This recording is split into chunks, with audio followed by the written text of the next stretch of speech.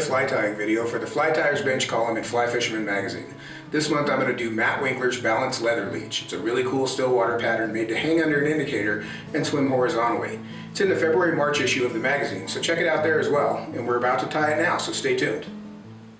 Hey, welcome back everybody. Today we're going to tie my friend Matt Winkler's new pattern for Umpqua next year, and it's called a Balanced Leather Leech. And the idea of a balanced fly is a fly tied on a jig hook with the bead sort of extended out on a straight pin out the front so that the fly hangs horizontal. You can see I've got this one just tied to a piece of heavy tippet with a loop knot, but you can see it hangs horizontal. And it's made to hang under an indicator or to fish horizontally. Pretty crafty idea there. But what Matt has sort of kicked up a notch is this slinky little ultra suede tail that he's added to sort of a conventional mohair leech pattern. That is super wiggly, really good action on that, and a very simple tie as well. So we're going to start with an Umpqua XT500 jig hook. And this is a size 10 that we've got here. This is a barbed jig hook. And I tend to like these barbed hooks just because it's not that I don't pinch them down, but the barb allows me to hang a dropper off of it as well, if need be. It's not something I'd necessarily do with this pattern, but if I needed to, I could do it with this jig hook with the barb. So what we're going to do is we're going to start with a dressmaker pin, and what I've done here is just sort of measured. See if you can see my little notch there. You can see back by my fingers. I've sort of measured about how long this needs to be. I want this to extend off the front of the upright here about another half a shank or so. So I've made a little notch there, and I'm going to come in and I'm just going to chop that off with a pair of wire cutters. And I want to save the head of the pin,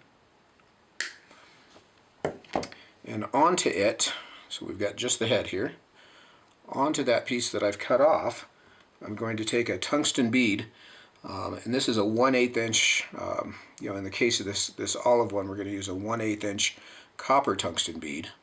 And what I've done is I've threaded that on with the countersink toward the pinhead. So you can see when I pull that down in there, that pinhead is hidden inside, and that's what anchors the bead in place. So I'll take and set that aside for a second. I'm going to come in with some 6/0 unithread, and I'm going to start this and just start dressing the shank. I just want to make a smooth, even thread base.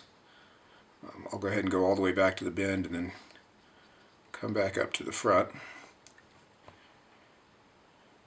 And then I'll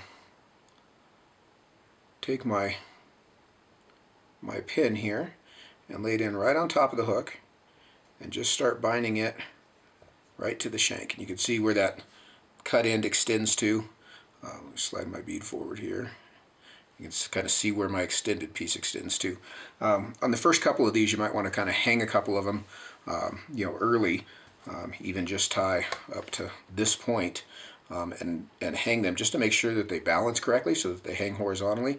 Or once you've got one, you can use it as sort of your gauge, and I'm pretty darn good there. So I've been practicing.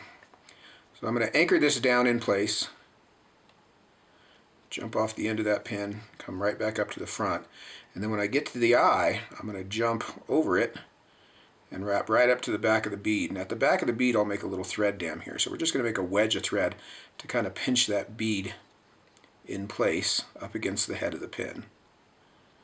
And obviously this doesn't have to be real pretty. We're going to have covered this up, plenty of chance to cover this up. So once I've got that all anchored in place, I'll run my thread all the way back to the bend, like so. Now for the tail, this is a piece of what Matt calls leech leather, which is dark olive ultra suede. And we want this about the shank length long, which now includes the hook shank and the pin.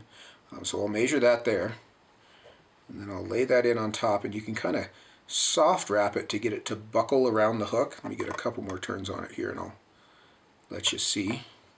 So that buckles around the bend of the hook. And then I'll anchor that in place right up to the back of the pin, and I can cut off any extra there.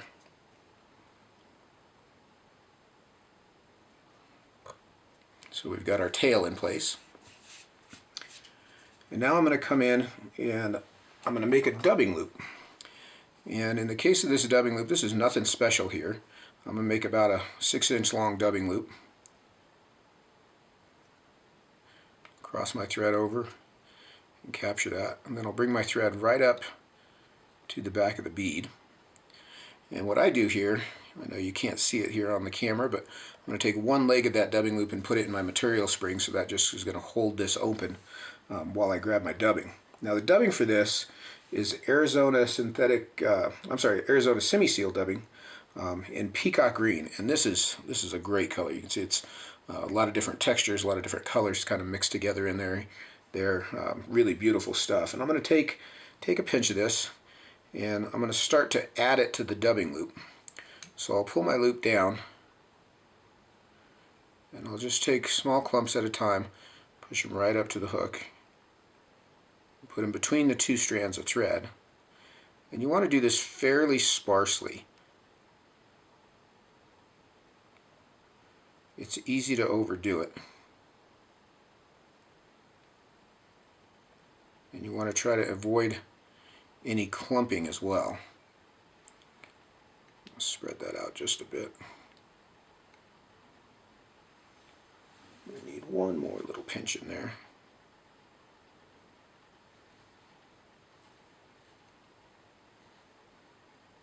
Here at the bottom. So I've got, like I say, about a 5 or 6 inch long dubbing loop prepped up in there.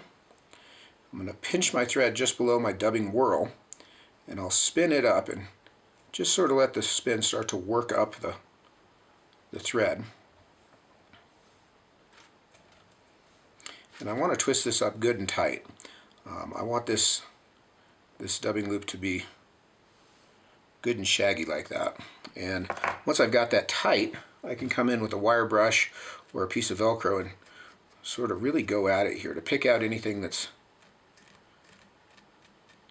twisted up or caught, so that I've got a nice even loop of dubbing. And I'm going to use the bare thread here at the base to kind of work back right to the base of the tail.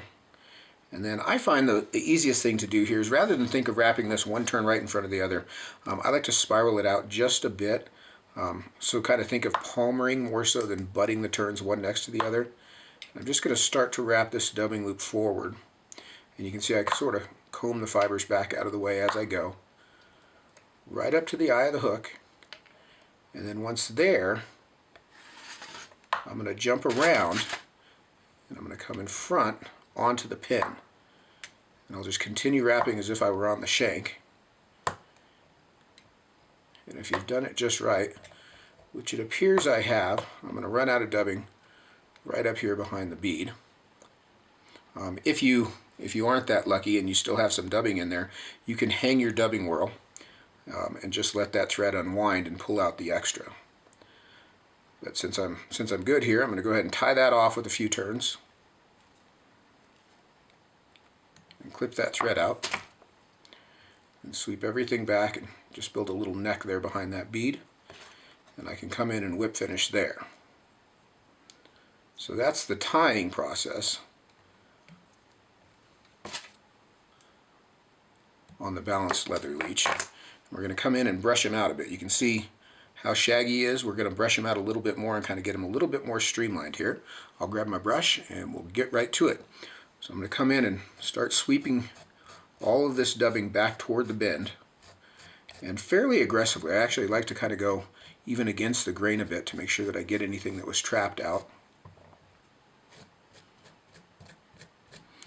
Make sure you go all the way around the hook.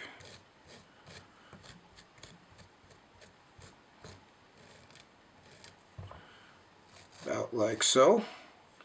If you've got anything extra long, you can come in and trim that out. We really don't have too much here, but you know, rather than come in at a straight angle, I like to kind of sweep things in to keep that sort of leechy shape. And there we've got our finished balanced leather leech. You can see the hook eye peeking out there in the middle, right there, to keep everything upright and horizontal in the water when we fish it. Pretty creative little pattern, great for carp, great for trout in lakes. You can certainly dead drift this under an indicator in a river. Keeps it horizontal. It kind of brings to mind some other applications for the same kind of thing. Matt's a pretty creative guy. He catches much bigger fish than I do, and he knows his stuff. So when he's got a secret little pattern and I stumble onto it, you can bet I'm gonna tie a few up. So give these a whirl. See what you think. If you're a stillwater guy, you're gonna love it. If you're a carp guy, you're gonna love it. And even if you're just a river guy, this is a pretty darn good pattern. So I hope you enjoy it. Thanks for watching. We'll see you again next time. Take care.